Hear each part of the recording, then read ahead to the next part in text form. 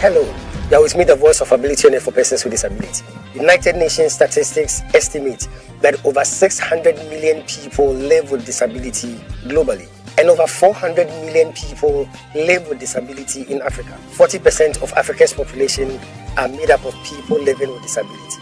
10 to 15% of school-age children in Africa live with disability. Ghana's population is over 32 million, and 8% are people living with disability. How does this impact on persons with disability in terms of policy formulation, marriage and family life, education, healthcare, employment, and so on? For those of us in the disability community, discrimination and stigmatization is the root cause of almost every challenge we face. However, success only comes to those who know how to overcome their challenges and not those who know how to avoid challenges. So join me, the voice of ability and for persons with disability, as I navigate my way through the riveting stories, the unbelievable experiences, and the life-transforming journeys of persons with disability on the Helping Hand TV show. Distinguished ladies and gentlemen, the H4P Organization is 12 years old. Hooray!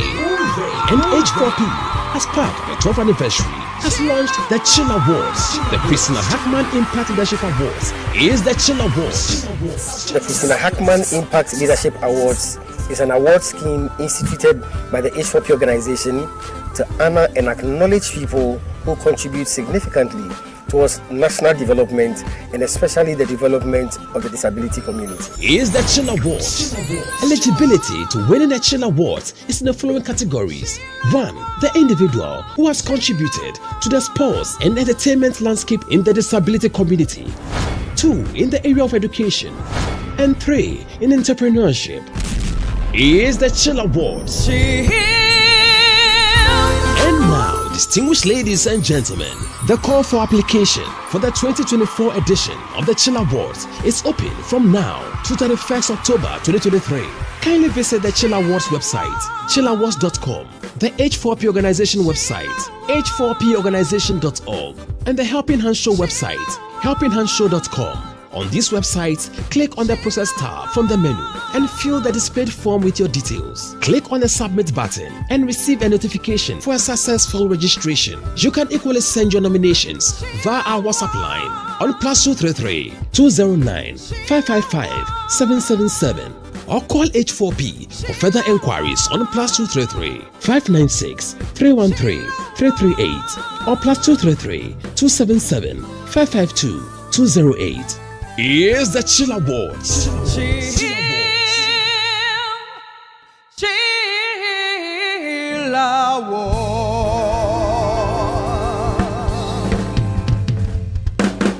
Chill Awards. The Christina Hackman Impact Leadership Awards. The Chill Awards.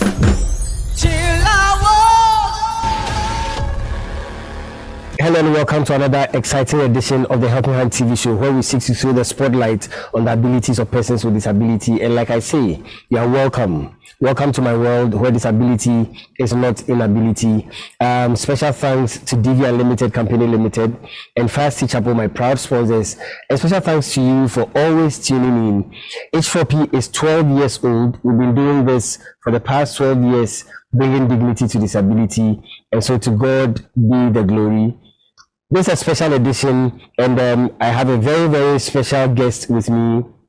But I'll go for a quick break. When I come back, I'll introduce you to today's episode and my very, very special guest. It's a Helping Hand TV show. Stay tuned. I'll be right back. We'll be right back.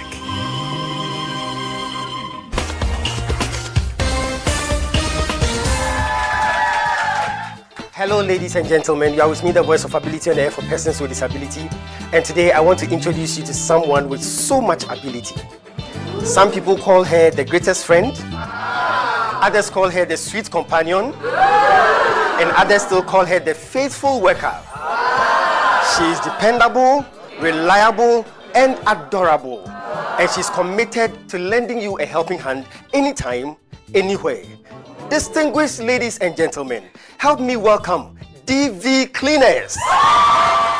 DV Cleaners Alata Samuna Shower Gels, DV Cleaners Aloe Vera Shower Gels, DV Cleaners Body Lotions, DV Cleaners Hair Shampoos, DV Cleaners hair conditioners, DV Cleaners liquid detergents, DV Cleaners hand wash, DV Cleaners floor cleaners, DV Cleaners toilet cleaners, DV Cleaners cake soaps, and now introducing DV Cleaners hand sanitizers. For bulk purchase, call us on +233 278 308 246 or +233 244 467 326. DV Cleaners, one of the top most made in Ghana products. DV Cleaners, proudly Ghanaian. And so remember that anytime you purchase any of the DV Cleaners range of products, you are lending a helping hand to a person with disability, and you are supporting H4P Organization's special advocacy for persons with disability. DV Cleaners! Nature's finest touch! Welcome back. Yeah, welcome to the Helping Hand TV show with me, the voice of ability only for persons with disability.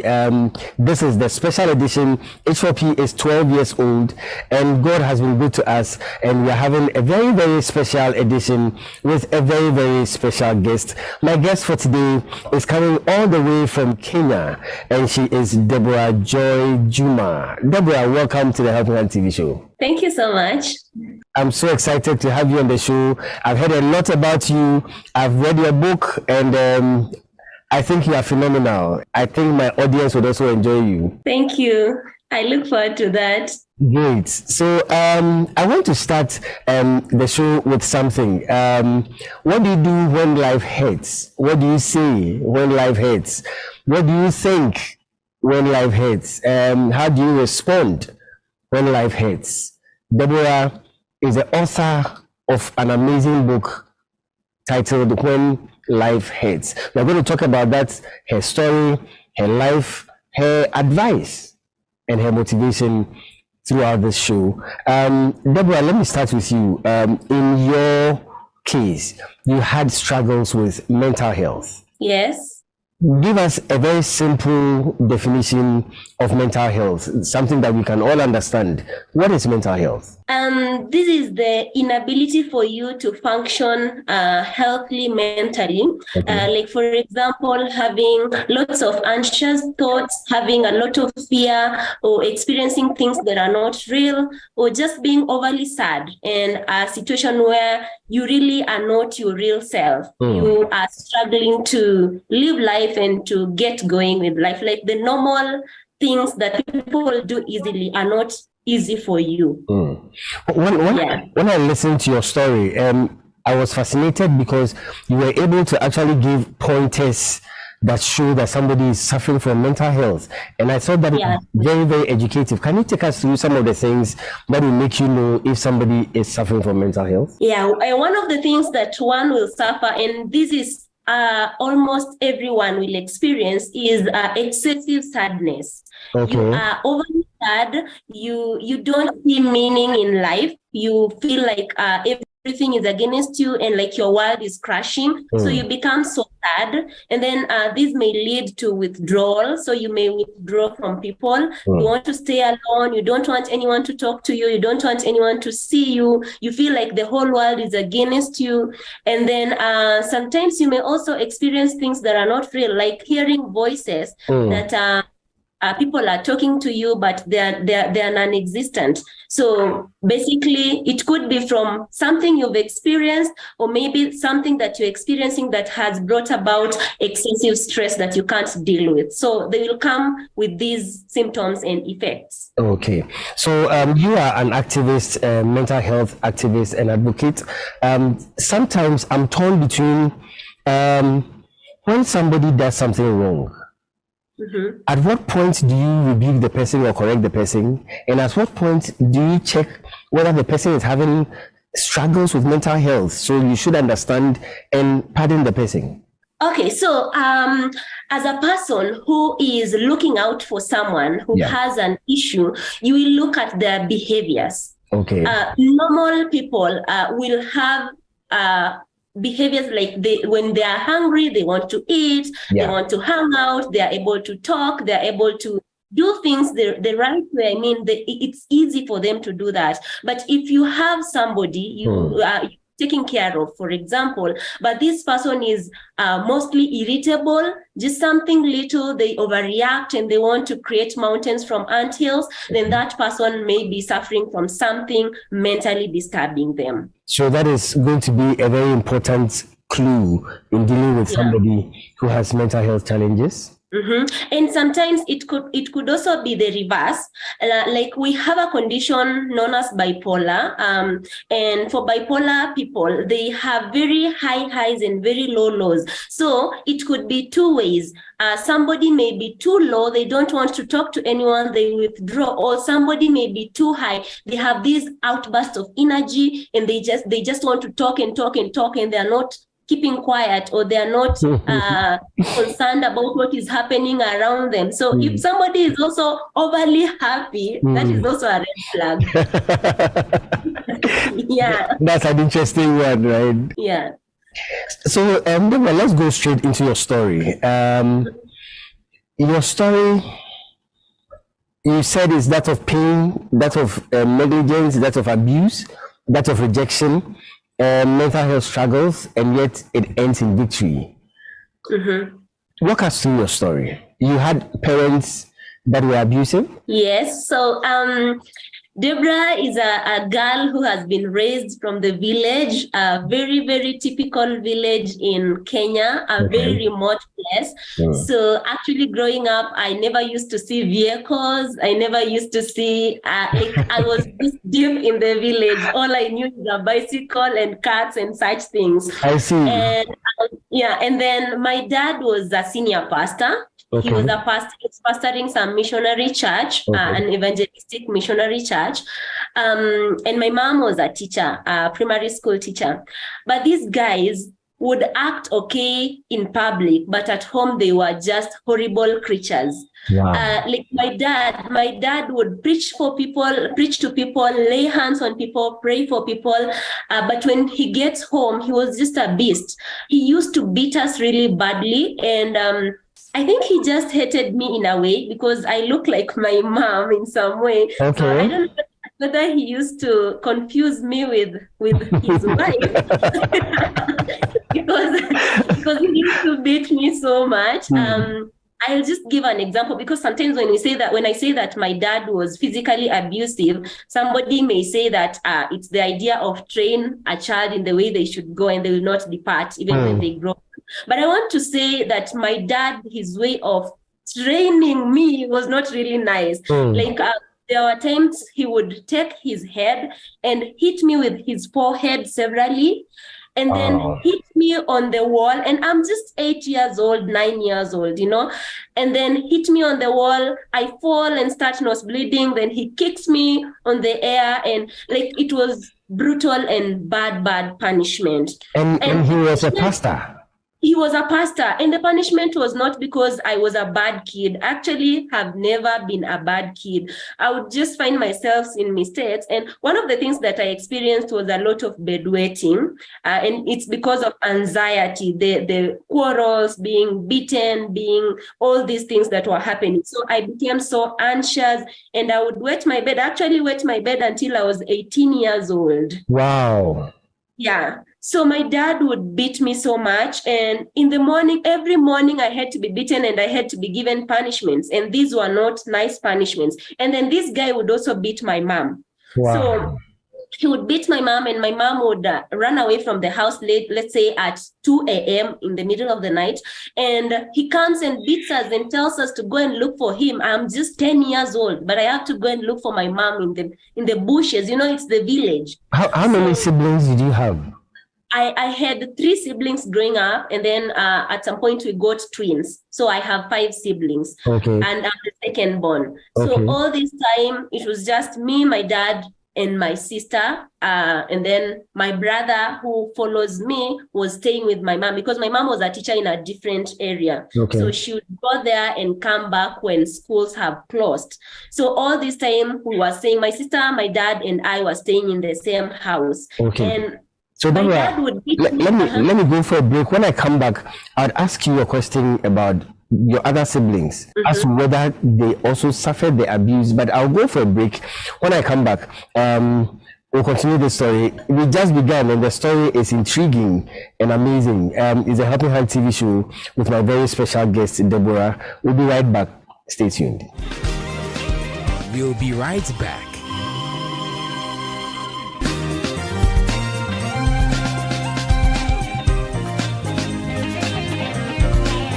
Success is a product of hard and wise work.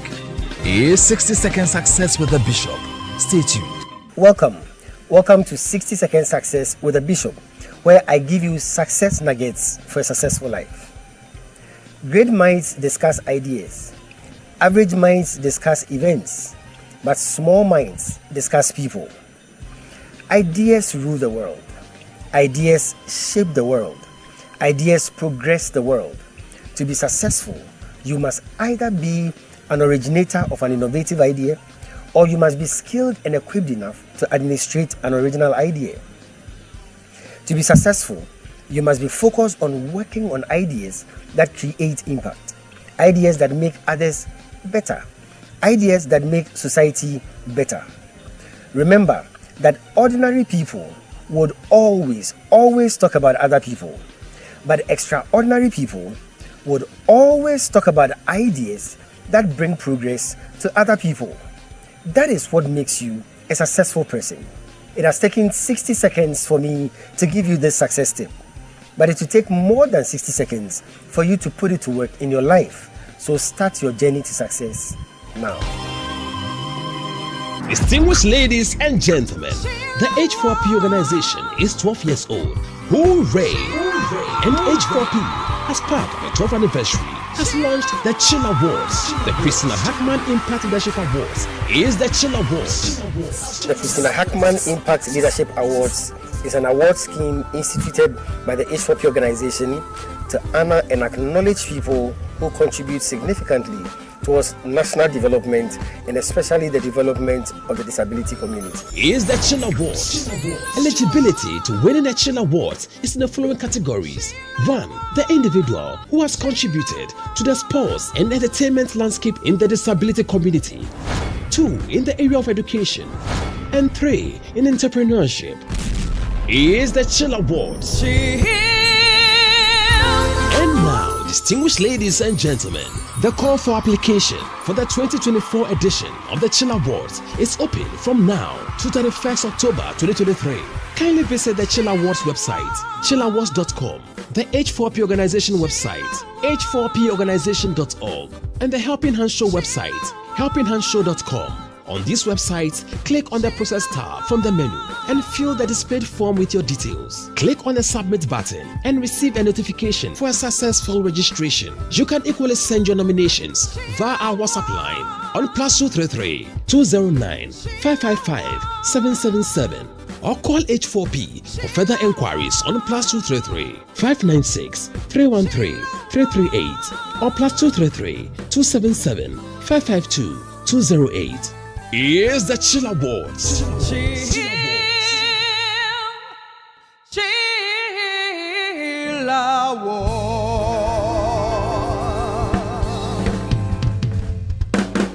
Chill Awards. The Christina Hackman Impact Leadership Awards. The Chill Awards. Chill Awards. Welcome back. Yeah, welcome back to the Helping Hand TV show with me, the voice of ability and for persons with disability. I'm fascinated. I'm amazed. My very special guest coming all the way from Kenya is Deborah Joy Juma, and she's sharing her life with us. She's sharing her story with us. Deborah, thank you so much for your time. You're welcome. You're welcome. Before we went on break, I wanted to find out from you.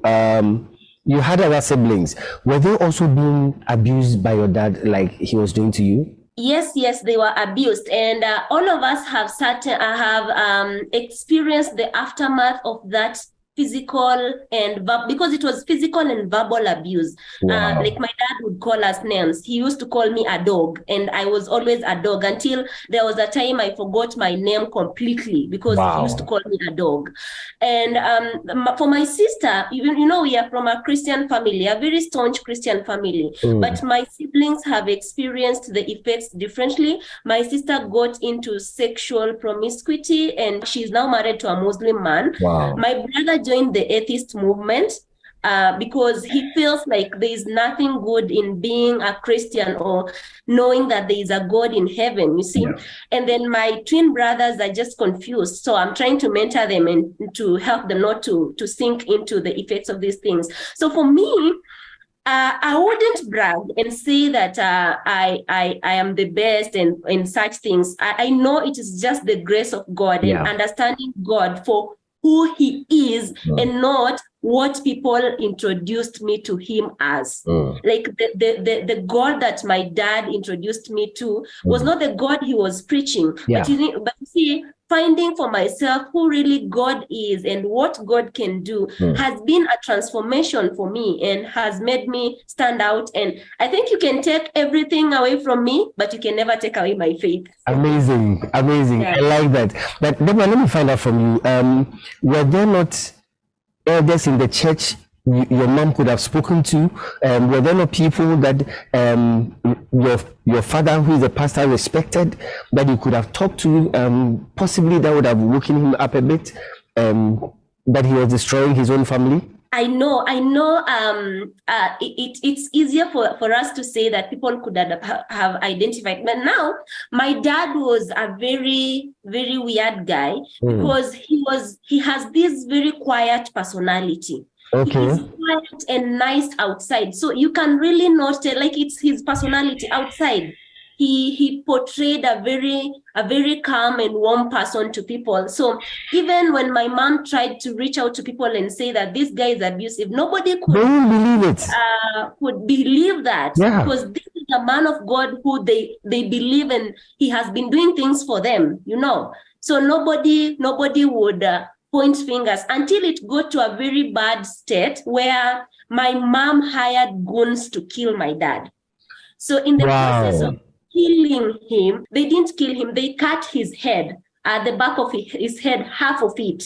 And this is the point now where it erupted and people knew that it is true, these people have been in a lot of abuse. So people in church, some of them knew, but I would say they were ignorant.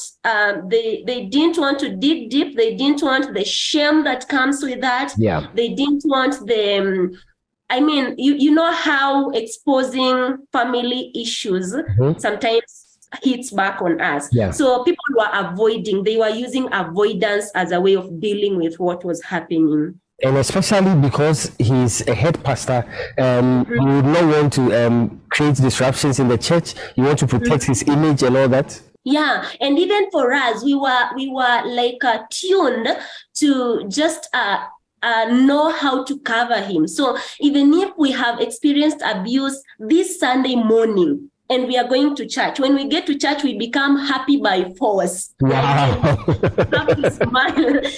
You have to be happy. And we are this pastor's family that is just admirable because we have to cover his image. You see, we can't expose him. Wow.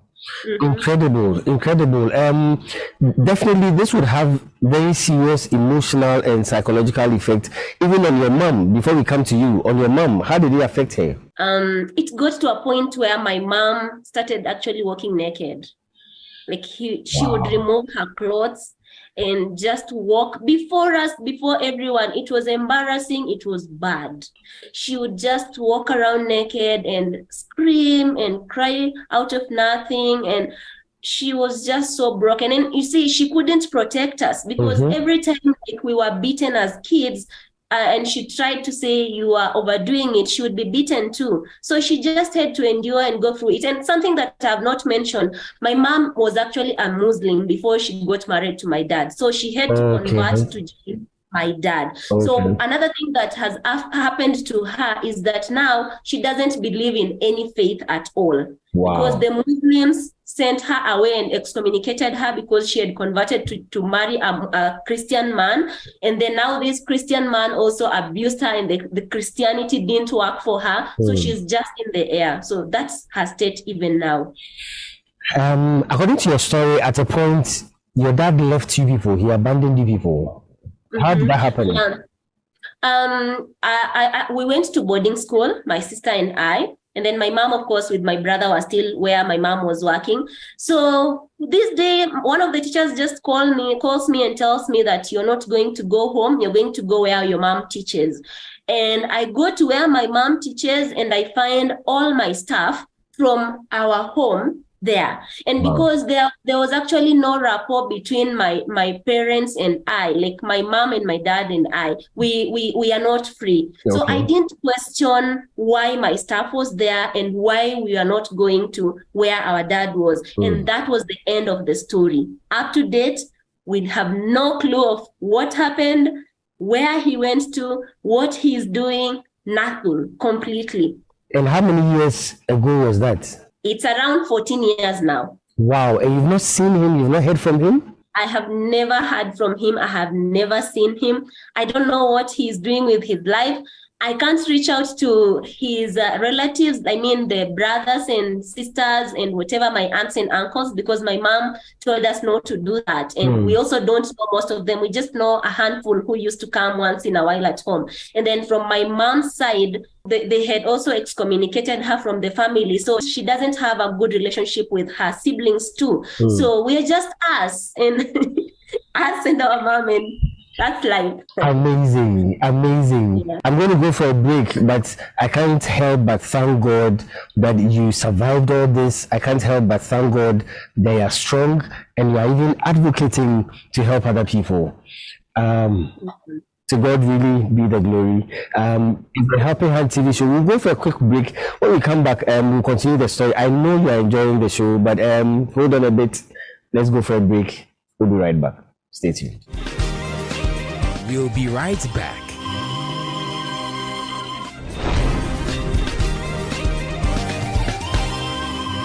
It's the music segment on the Helping Hand TV show.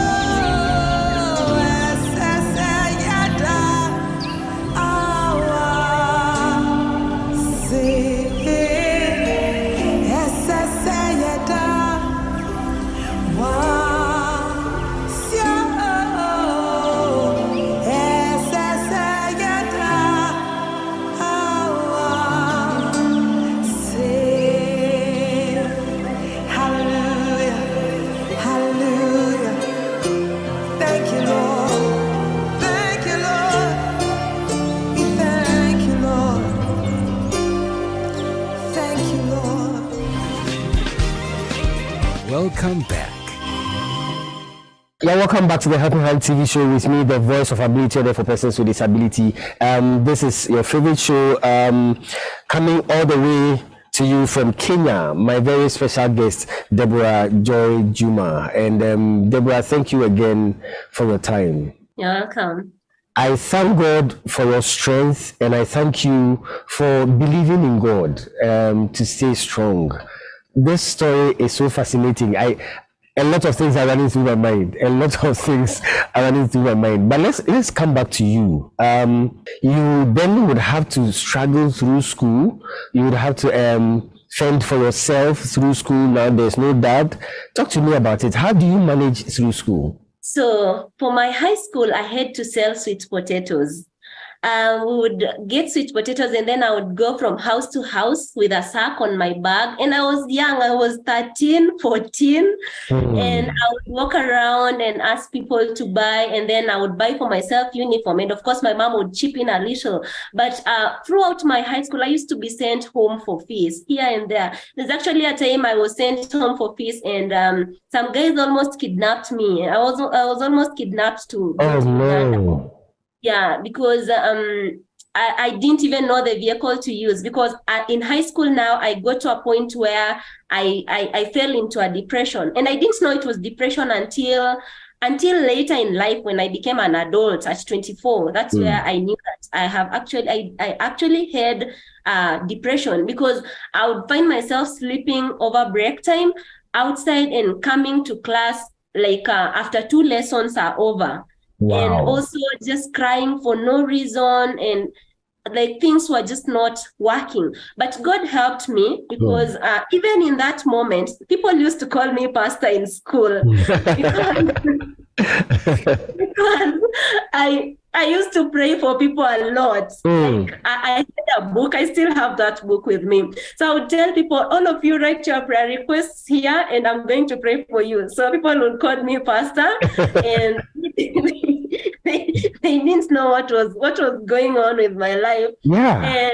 And luckily I passed my KCSE, my national exam. I passed very well. Wow. I still don't know how that happened. I think it's just a miracle. Yeah. You know, they just, God looks at you and sees, you know, the way he says that I know the plans I have for you, plans for welfare, not for evil, to give you a future and a hope. God just wanted to give me a hope and a future. So he helped me pass the exam.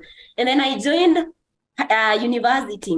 So I didn't know that when you go to university, you have to pay before you eat. I carried a spoon. I carried a spoon, a cup, and a plate, and I was so ready. My plastic spoon and plastic cup and plastic plate, and I was so ready to go to university. So happy that I'm going to the city, because I had lived all my life in the village. I had never used a bus. Wow. All these things were just exciting. And also, I didn't have a good command of language. So, but I was excited. I was excited. I was going to university. So, when you talk about language, is it your local language or? No, English language. Oh, okay. Okay. Yeah, English language. Actually, I had to train myself. This is another story. So, Wow. so now I get to the school mess and they ask me, where is your receipt? And then I'm like, what receipt? And they tell me, you have to pay before you eat. I don't have money. I don't have anything. And then I'm like, so how am I going to survive? A semester runs for 3 months. How am I going to survive?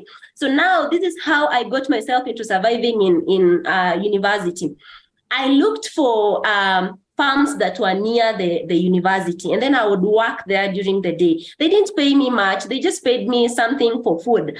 And then I would also work in people's houses as a nanny, as a house help. Wow. But this was so hard because with my depression, I should not call it my depression. With the depression, I found myself doing weird things in people's houses. There's a day I cooked food with soap, liquid soap, thinking that was oil. Yes. And I remember how this lady was so furious, and she told me that I'm a witch from the village who had come to finish her family. Definitely. Yeah, so that was so heartbreaking. And then I finished that. So I did that. I couldn't now work in people's houses because my mental health had deteriorated a lot. I was just doing weird things in people's houses, and nobody would want someone like me around them. But Deborah, did it mean that you did not let people know that you were having mental health challenges? I didn't know I had mental health challenges. Okay. I didn't know. Okay. I just knew I was okay. When somebody tells me you have cooked with liquid soap, I just assume, oh, maybe I just forgot. Maybe I didn't read there. It didn't click in my mind that this is mental health actually affecting me. And everybody will think that what you are doing it deliberately. It's intentional. Yes. And everyone, sometimes I would just cry, and my friends, those people who knew me a bit, they would tell me, like, the few moments I went to school, because I had to work a lot. My university studies are just around 40%. I only attended like 40% of the lectures, but I also did very well in university. Naturally, were you as quiet as your dad? Were you also quiet, calm like your dad? No, I'm a bubbly person. I'm not quiet, but of course, I also study the energy around people. So when I get, and trust for me is very, very hard. Yeah. So I get to read people, study, find out about them, and then now if I can trust them, I be myself. But normally I talk, but I talk to the right people, the people that I know I can talk to. Yeah. But I'm not quiet. I wouldn't say I'm quiet like my dad was. My dad was overly quiet. So I survived like that in university. So let's find out from you again. You were working on farms. You had depression at that time. You were having mental health issues. But you were studying in the university. Yes. What course were you doing, and how did you survive? So I was doing education. I started to be a teacher. I am a teacher of Swahili language and religious studies. So most of the time, this is how I survived. I had two friends. Okay. One was called Neema and another guy. So these two friends would send me the notes. I used to have a very small phone, but it was a touch screen. So a very small one, just the cheapest smartphone. But it helped me to study because most of the time I was away from school. So these friends would send me the notes, and then I go through them a day or 3 days to exam. I ask for a leave, and then I go an off. I do exams, and I come back, continue working. So and also working on farms was not easy because the depression got worse that I could cut myself. I have so many marks on scars on my legs because I would cut myself frequently. And I didn't know it was anything related to mental health until when I got to my third year of university. I started walking around at night. Like at 1 a.m. in the night, I walk around, and then I used to live with two Christian ladies in the same room. We used to share a room with Christian ladies. I didn't pay for accommodation. I would just sneak and ask for them if they could give me a place to sleep. So I would share their bed. And this landed me into trouble sometime later, but I did that severally. So these friends started thinking that I would go out and look for men at night and then come back in the middle of the night. They didn't know that I was just walking around, and I didn't know what was happening with me. So one of these mornings, Esther, one of the friends, tells me that, we are going to ban you from coming into our room because you come in late and we think you're going to see men. And so I started crying, and I told her, I don't do that. I have never dated anyone. I don't know anything to do with men. But she insisted. So I told her, maybe the next time when you see me leaving, follow me and see where I go, because I also don't know. Yeah. So they followed me up, and they found me in the market in the middle of the night, without shoes, with my night dress, and just sitting on a stone. Oh my God. So they picked me, and that is how the following day they took me to the health center, which recommended that I go to a county hospital, that later found out that I had mental health issues. And they diagnosed me with depression, so I was put on psychotropic medication. Distinguished ladies and gentlemen, the H4P organization is 12 years old. Hooray! And H4P, as part of the 12th anniversary, has launched the Chill Awards. The Christina Hackman Impact Leadership Awards is the Chill Awards. The Christina Hackman Impact Leadership Awards is an award scheme instituted by the H4P organization to honor and acknowledge people who contribute significantly towards national development, and especially the development of the disability community. Is the Chill Awards. Eligibility to winning the Chill Awards is in the following categories. 1. The individual who has contributed to the sports and entertainment landscape in the disability community. 2. In the area of education. And 3. In entrepreneurship. Is the Chill Awards. And now, distinguished ladies and gentlemen, the call for application for the 2024 edition of the Chill Awards is open from now to 31st October 2023. Kindly visit the Chill Awards website, chillawards.com, the H4P Organization website, h4porganization.org, and the Helping Hand Show website, helpinghandshow.com. On these websites, click on the Process tab from the menu and fill the displayed form with your details. Click on the Submit button and receive a notification for a successful registration. You can equally send your nominations via our WhatsApp line on +233 209 555 777 or call H4P for further enquiries on +233 596 313 338 or +233 277 552 208. Here's the Chill Awards. Chill Awards.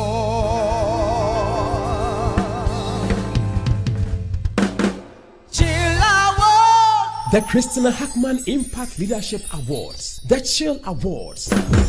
Chill Awards. That's still on the Helping Hand TV show. Thank you so much for staying with me. This is all time would allow us, and so we are going to stop the interview here. But I promise I'm going to give you the continuation of this story, fascinating story, next week. Mental health is a very serious issue, and I think that we need to pay particular attention to our mental health, every one of us. So it's very important. Special thanks to Divya Limited Company Limited.